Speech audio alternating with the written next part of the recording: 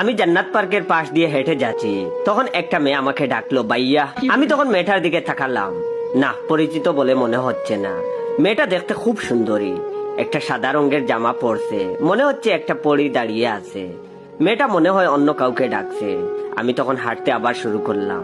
এত সুন্দর মেয়ে দেখলে মন খারাপ হয়ে যায়, কারণ একটা মেয়ে এত সুন্দর কিন্তু মেয়েটা আমার না, কোনো মানেই হয় না এই সুন্দরে। মেয়েটা আবার ডাকলো জয় ভাই।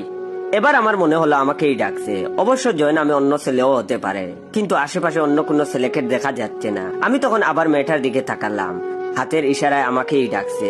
আমি তখন ধীর গতিতে হেঁটে মেয়েটার সামনে গেলাম। কাছে গিয়ে চিনতে পারলাম, আরে এটা তো আমাদের এলাকার সুইটি, আমাদের এলাকার সবার ক্রাশ। ওর সাথে আমার পরিচয় নাই, ওর হাতে একটা লাল গোলাপ। সুইটি তখন আমার দিকে তাকিয়ে একটা হাসি দিল।